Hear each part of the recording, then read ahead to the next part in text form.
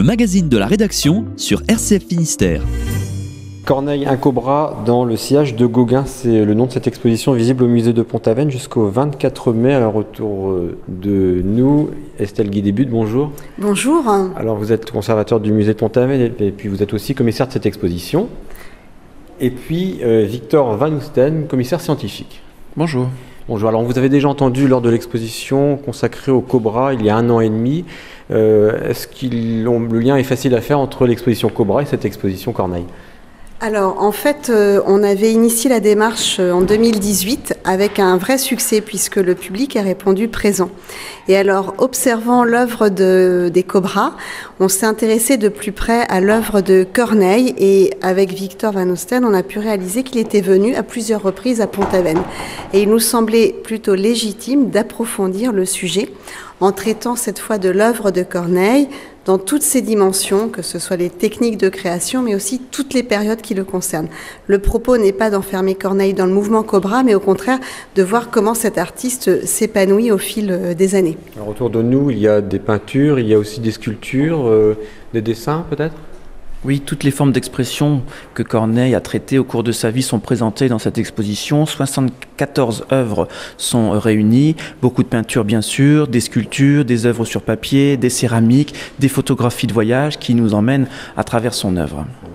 On va présenter Corneille. Donc c'est un artiste hollandais, donc membre du mouvement Cobra. Donc ça s'appelle Mouvement Cobra à présenter, et puis également cet artiste. Alors Estelle Guy débute. Alors peut-être déjà le mouvement Cobra qui est baptisé comme tel puisque on lit les noms de 3 villes, Copenhague, Bruxelles et Amsterdam. Après, ce qui est sans doute moins connu, c'est que ce mouvement éclot à Paris. C'est un mouvement européen mais qui naît dans la capitale et donc Corneille a été un des fondateurs principaux.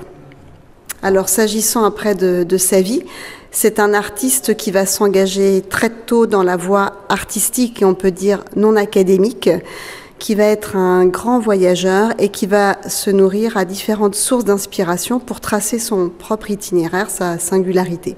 On va y revenir au cours de cet entretien, mais si on rentre plus précisément dans le mouvement Cobra, comment est-ce qu'il s'affirme ce mouvement visuellement ?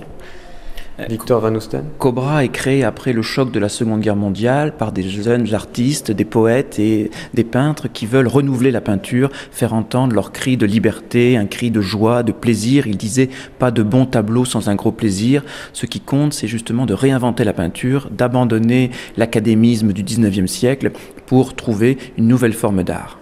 Alors on la réinvente de quelle manière ? On peut être surpris en voyant ce qui peut ressembler à des dessins d'enfants par exemple.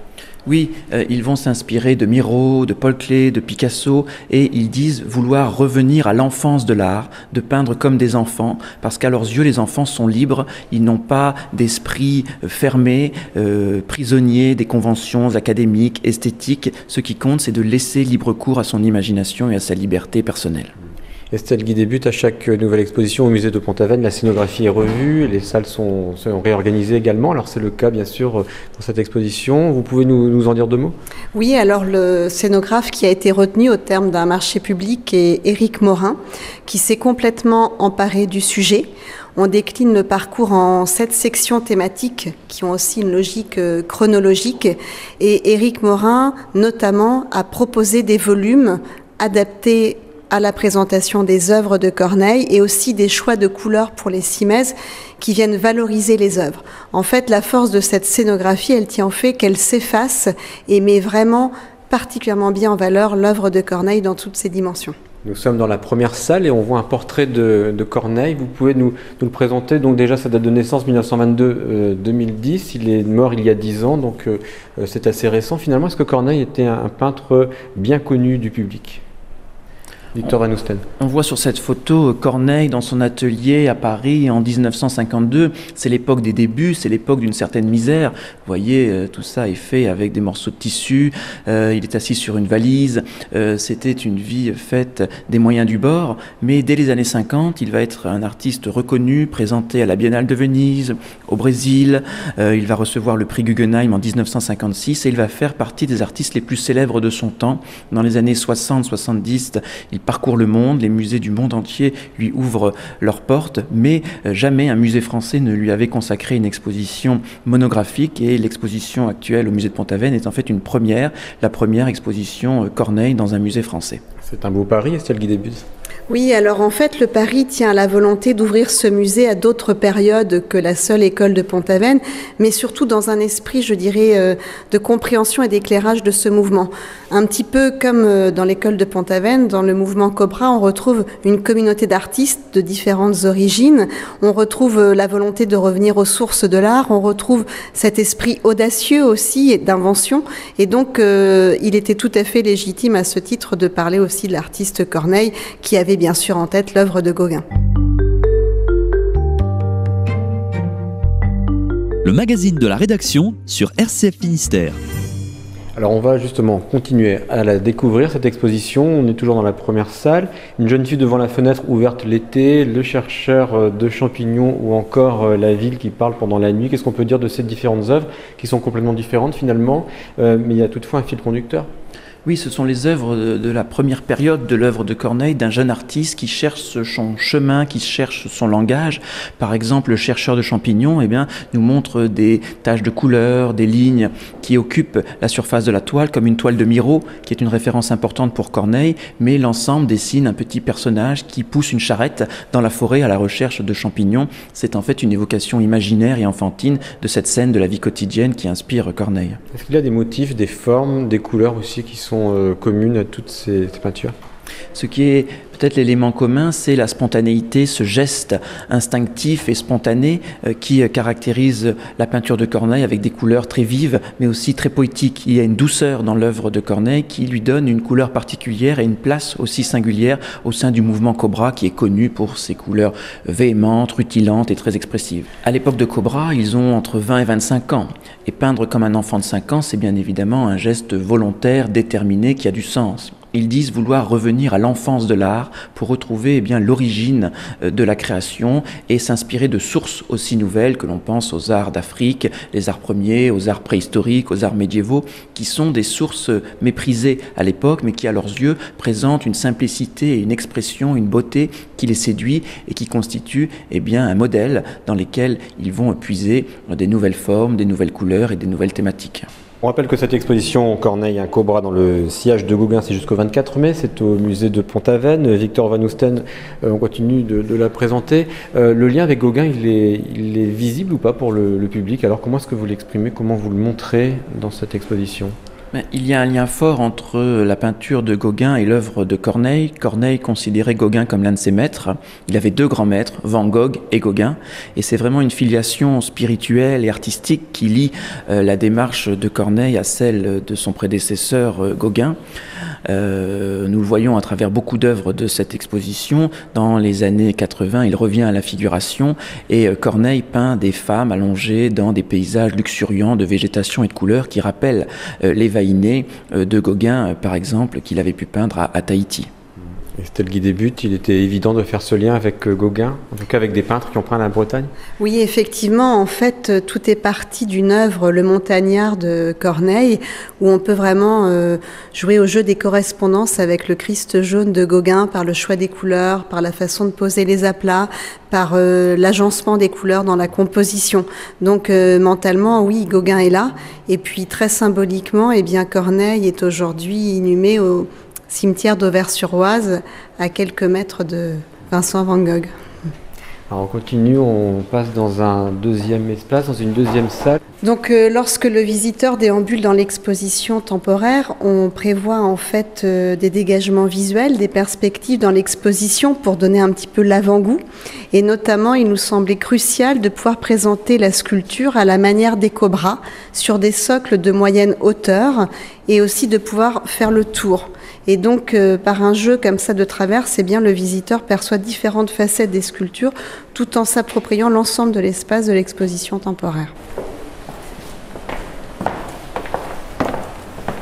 Nous l'avons dit, Corneille aime les voyages. Il a la chance aussi d'être invité, d'être accueilli par des amis et d'avoir d'autres contacts artistiques. C'est ce qui va se passer, par exemple, à Budapest, où il va comme ça être en contact avec le grand poète Imre Pan, qui va vraiment lui faire apprécier depuis Budapest, finalement, le génie surréaliste, entre autres choses, et qui va lui ouvrir d'autres horizons artistiques. Alors c'est important de le souligner. Corneille lui-même écrit, il est poète, et à ses yeux, la poésie est au moins aussi importante que la peinture. Autour de nous, on est vraiment entouré des œuvres de la jeunesse de Corneille, ses souvenirs de voyage à Budapest, où il commence à faire apparaître des personnages imaginaires, fantastiques, qui annoncent les monstres de l'époque de Cobra. Vous avez ici ce magnifique dessin, mère et enfant, avec cette bouche grande ouverte et cet enfant comme un monstre qui semble échapper à sa mère, où là, à l'arrière-plan, vous avez cette vue de Budapest avec le palais royal de Budapest, très célèbre, construit au bord du Danube. Donc nous sommes entre la réalité et l'imagination, qui est en fait une démarche caractéristique de la peinture de Corneille. En face de nous, il y a un autre dessin qui nous montre l'admiration qu'avait aussi Corneille pour les odalisques de Matisse. Ses professeurs lui faisaient copier des modèles qui posaient selon les sculptures de l'Antiquité, ce que Corneille n'aimait pas du tout. Ce qu'il voulait, lui, c'était peindre comme Matisse des odalisques qui posaient avec naturel. Et on le voit à travers ici ces lignes serpentines qui parcourent toute la surface de cette grande feuille de papier. Donc des aquarelles, de la gouache, de la peinture, donc différentes formes d'expression finalement. Oui, beaucoup de techniques ont été explorées par Corneille parce que tous les moyens sont bons pour faire naître cette poésie de la peinture qui vient illuminer notre vie quotidienne. C'est aussi dans l'esprit de Gauguin que de mêler à la fois la vision et les souvenirs, le rêve, dans les compositions. Et il y a plusieurs plans qui se chevauchent à l'échelle d'une seule œuvre et on voit toute l'inspiration qu'il puise dans la matière aussi chez Gauguin. Le magazine de la rédaction sur RCF Finistère. Alors on parlait des dessins d'enfants tout à l'heure. Est-ce que là on est dans cet univers ici avec ce cerf-volant, le port ou l'invitation au voyage? Justement, on peut passer devant cette œuvre Estelle Guy-Début avec beaucoup de relief. Effectivement, alors cette œuvre de 48, elle est très emblématique à l'échelle de notre exposition temporaire parce qu'elle contient en quelque sorte tout l'univers de Corneille. Déjà cette vue du port d'Amsterdam qui a beaucoup compté dans sa vie et puis cette manière de composer avec des moyens très rudimentaires puisque là on a juste des petits éléments en bois qui sont cloutés et rapportés pour construire les formes et des couleurs très primaires finalement qui sont assemblées. Et donc avec une économie de moyens, il arrive à traduire toute l'animation d'un port. On peut imaginer les bateaux qui arrivent, qui déchargent leur cargaison. Et tout cela est très vivant et je trouve justement très sonore et facile à communiquer dans l'espace d'une radio. Est-ce qu'on peut dire qu'un artiste qui touche un peu à tout, c'est un artiste qui se cherche ou alors est-ce que c'est un artiste complet ? C'est un artiste qui trouve des moyens toujours nouveaux pour réinventer sa peinture, réinventer sa pratique, trouver un nouveau langage. Et justement, les artistes de Cobra ne veulent pas s'enfermer dans une discipline, ils veulent passer à travers les frontières des pays qu'ils voyagent, mais aussi les frontières qui délimitent les disciplines, les catégories artistiques, d'où ces œuvres extrêmement diverses qui nous entourent, des céramiques, des peintures, des reliefs en bois, des sculptures en bronze. Ce sont autant de matériaux qui sont le terreau de leur imagination. Il y a derrière nous une fête nocturne. Alors on peut reconnaître le ciel noir la nuit. Oui, en effet, là, c'est une fête, une scène de parade nocturne qui semble apparaître des tréfonds de la nuit noire. La nuit noire, n'oublions pas que celle-ci peut évoquer les horreurs de la guerre qui sont encore dans les souvenirs en 1950, mais derrière ces horreurs viennent retentir les cris de joie, d'angoisse aussi, mais surtout de plaisir que Corneille nous montre à travers ses bouches grandes ouvertes, ses sourires, ses mains élancées de tous ces personnages qui constituent cette grande farandole de couleurs, de lignes et de lumière.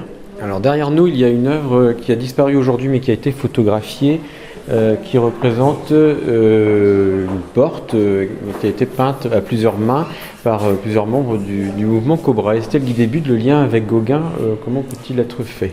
Plusieurs des visiteurs ont dit spontanément ça rappelle la maison de Marie-Henri au Poulu. C'est très juste, c'est une œuvre collective, improvisée dans un espace de vie éphémère. Et malheureusement, on a perdu toute trace de ce décor aujourd'hui, mais les archives et les photos sont là pour le restituer.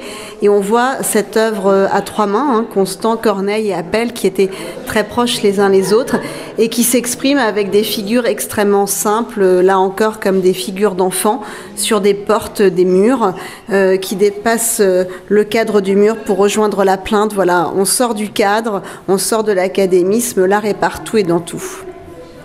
On va voyager maintenant, continuer à voyager, toujours avec le peintre Corneille. Donc l'exposition c'est jusqu'au 24 mai au musée de Pont-Aven. Corneille, un cobra dans le sillage de Gauguin. On parlait du voyage, alors Victor Van Oesten, ici il y a des gouaches, il y a également des céramiques. Corneille nous emmène où ? Ici, nous sommes en fait dans une salle qui évoque les voyages de Corneille et notamment la découverte de l'Afrique. Corneille était passionné par l'Afrique, fasciné par les mythes africains et dès 1948, il va en Afrique et en 1951, il se rend notamment dans le sud de l'Algérie, dans le désert du Hogar. Et là, il va avoir une révélation, l'immensité du paysage, la lumière, la chaleur, les pierres éclatées par la chaleur vont le fasciner et on va retrouver dans sa peinture ces éléments de ce paysage et notamment une transformation de sa peinture où les formes vont être moins imaginaires, les personnages vont être plus structurés, presque plus abstraits, qui indiquent et qui invitent à envisager la suite de l'évolution de sa peinture et notamment ces grands paysages abstraits que l'on va découvrir par la suite. Qu'est-ce qu'on voit à terre, Estelle Guy-Début? C'est pour un jeu pour les enfants, donc le parcours peut être suivi par les enfants, donc pour découvrir la peinture. Alors ça, c'est une marque d'identité très forte du musée de Pont-Aven. On aime accueillir les jeunes publics dans notre musée et aussi dans nos expositions temporaires. Et chaque pastille numérotée au sol renvoie au parcours famille. Donc nous l'avons là aussi construit sur mesure pour l'exposition Corneille. Et à la manière de l'artiste voyageur, ils sont invités à s'emparer d'une valisette qui contient 6 énigmes. Et donc, chaque fois qu'ils découvrent une pastille au sol, il y a une énigme à résoudre pour rentrer un petit peu plus facilement et de manière ludique, surtout dans l'univers de l'artiste Corneille. Le magazine de la rédaction sur RCF Finistère. Alors on continue à découvrir cette exposition, toujours ces formes et ces animaux. Victor Van Oesten, devant cette œuvre qui s'appelle Les Nomades.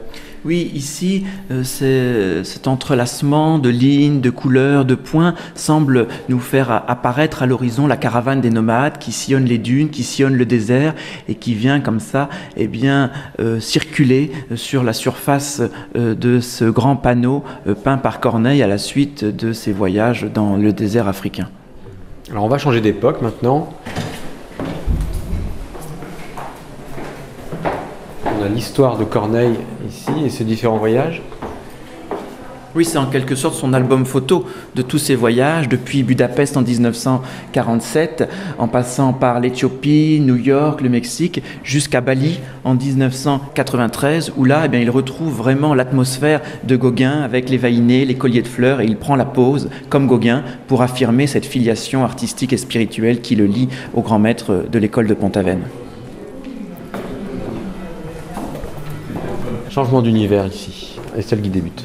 Alors on poursuit dans la veine du voyage et par exemple dans cette partie du musée la plus contemporaine, on découvre les images de New York. Alors comme beaucoup d'artistes, il a été très fasciné par cette capitale américaine qu'il attendait peut-être plus verticale et qu'il a aussi traduit dans son horizontalité, dans sa dimension pleine et entière de surface, de très très grandes mégalopoles.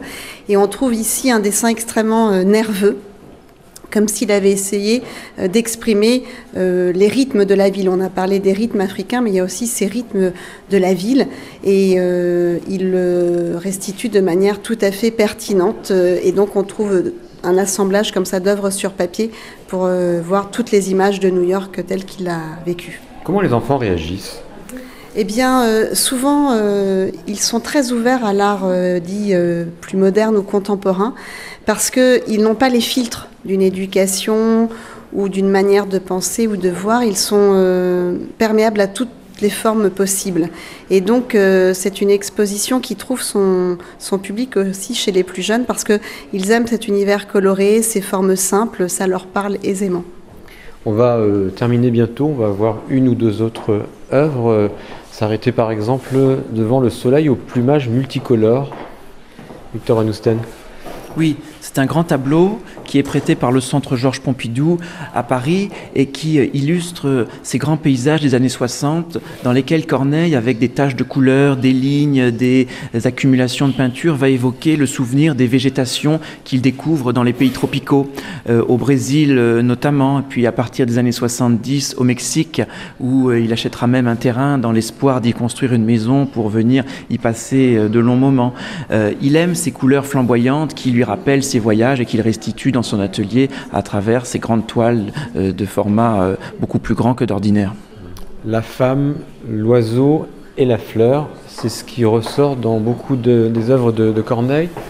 Est-ce qu'on peut évoquer par exemple le départ de l'oiseau ou ce nu au ciel rouge qui est très joli, un très beau rouge, un très beau dégradé? Estelle Guy débute. Alors effectivement, les trois symboles que vous venez d'énumérer sont emblématiques de l'œuvre de Corneille. Donc l'oiseau est le symbole masculin, l'homme voyageur. La femme nous relie à la terre, à la fécondité aussi. Et puis les éléments floraux sont là pour relier les deux univers féminin et masculin, le ciel et la nature. Et donc ça dit tout de la joie de vivre aussi de Corneille, qui était réputé bon vivant, curieux, avide d'expérience et de découverte. Et je crois que le choix des couleurs intenses, de plus en plus intenses d'ailleurs, est tout à fait un marqueur très fort de son identité d'artiste. Le magazine de la rédaction sur RCF Finistère. Vous avez parlé du parcours famille, il y a d'autres animations qui sont proposées au musée de Pont-Aven pour découvrir cette exposition. On entend derrière nous la voix de Corneille, donc c'est une vidéo également. Oui, alors il y a 2 films disponibles dans l'exposition temporaire, à la fois pour suivre Corneille le voyageur en Afrique, mais aussi pour entrer dans son atelier, donc dans son intimité. Et de fait, il y a de nombreuses activités pédagogiques en lien avec l'exposition temporaire, donc des conférences notamment par Victor Van Oesten, des visites commentées par les médiatrices culturelles et guides conférenciers, des ateliers aussi de pratique artistique, comme la technique de la sérigraphie que Corneille affectionnait lui-même, tout cela pour mieux entrer dans l'univers de l'artiste. Et puis il y a aussi l'exposition permanente. Voilà, la collection permanente reste accessible et elle continue de s'enrichir puisque nous venons d'accueillir 2 nouveaux Maurice Denis, 2 peintures assez méconnues parce qu'elles n'ont pas été vues depuis plus de 50 ans. Et donc elles vont rejoindre la section Nabi à la fin du parcours en collection permanente. Quels sont les autres peintres qu'on retrouve dans cette exposition permanente? Alors on peut aussi évoquer l'artiste Anker, qui est une récente acquisition également, grâce aux amis du musée de Pont-Aven. Anker qui a peint l'enseigne de la pension Gloanec avec Quignon. Et puis je pense que les visiteurs auront toujours plaisir à voir les roulements d'œuvres sur papier, puisque pour des raisons de conservation, nous sommes appelés à renouveler leur présentation très régulièrement. Et donc nous puisons dans nos réserves pour renouveler l'accrochage. Alors parmi les incontournables de notre collection permanente, Paul Gauguin bien sûr, Émile Bernard, en particulier avec ce tableau acquis récemment l'Arbre Roux, Maurice Denis, nous l'avons dit, Paul Sérusier, de Baumeier-Dehaene, des Chlewinski, autant d'artistes qui ont fait la réputation de l'école de Pont-Aven. Estelle Guy débute, vous quittez mi-mars le musée de Pont-Aven, vous en avez été le conservateur depuis 2006. Quel bilan vous faites de ces années passées à Pont-Aven et en Bretagne ? Eh bien, je dirais que j'ai été un conservateur heureux et gâté par la Bretagne. Je suis venue pour réaliser le chantier du musée de Pont-Aven et je dirais que le rêve a été atteint puisque non seulement il s'agissait d'un chantier d'extension mais de refonte complète au bout du compte et ma plus grande satisfaction c'est de rencontrer les visiteurs dans les salles, de les voir heureux, fidèles à la programmation, venir et revenir et je me dis qu'avec mes collaborateurs on a transmis un vent nouveau en fait auprès des publics. Donc je souhaite longue vie au musée de Pont-Aven, mais aussi au musée de la pêche dont je m'occupais également. On n'oublie pas. Juste concernant le musée de Pont-Aven, quelle est la fréquentation actuellement par rapport à celle d'avant? Alors en fait, elle reste au-dessus de nos objectifs initiaux, puisque à la fin de l'année 2019, on comptait encore près de 95 000 visiteurs au musée de Pont-Aven et 42 000 au musée de la pêche, ce qui fait de nos musées à Concarneau, Cornouailles Agglomération le pôle muséal le plus fréquenté de Bretagne. Donc ce sont 2 musées en fort bonne santé. Alors, vous repartirez sur Paris, vous allez au musée de France. Quelle sera votre fonction? Et peut-être pouvez-vous nous présenter aussi le musée de France? Alors j'ai fait le vœu de rejoindre le ministère de la Culture, donc la fonction publique d'État. Je serai en poste à la Direction générale des patrimoines et en particulier au service des musées de France, qui est la maison mère des près de 1300 musées de France labellisés comme tels sur le territoire national. Dont Pont-Aven? Dont Pont-Aven. Et je serai notamment la référente du XXe siècle, donc de l'art moderne et de l'art contemporain. Alors ça signifie quoi par exemple pour organiser des expositions au musée de Pont-Aven? Quel sera votre rôle depuis Paris? Alors je me tiendrai disponible en termes d'expertise et de conseils, de mise en relation avec des commissaires d'exposition, des collectionneurs, des galeristes. Et puis, le cas échéant, j'aurai aussi à instruire avec d'autres de mes collègues, par exemple, les dossiers de labellisation d'intérêt national pour à peu près 10 expositions temporaires par an. Et donc, j'aurai à cœur de défendre au mieux les expositions en lien avec le XXe siècle et le XXIe. Donc, ça veut dire que vous reviendrez en Bretagne aussi? J'espère bien. Je reste définitivement attachée à la Bretagne, où sont nés aussi mes 2 enfants. Et donc, ces 14 années bretonnes auront été pour moi déterminantes. Et j'ai coutume de le dire, je pense qu'avec mes collaborateurs et aussi nos visiteurs, nous avons grandi ensemble, nous avons fait un bon bout de chemin ensemble et je suis très curieuse de découvrir la suite. Alors bonne continuation Estelle Guy-Début, et puis merci Victor Van Oesten également de nous avoir présenté cette exposition Corneille, un cobra dans le siège de Gauguin. C'est jusqu'au 24 mai donc au musée de Pont-Aven. Merci à tous les deux. Retrouvez dès à présent ce magazine en podcast sur notre site internet rcf.fr.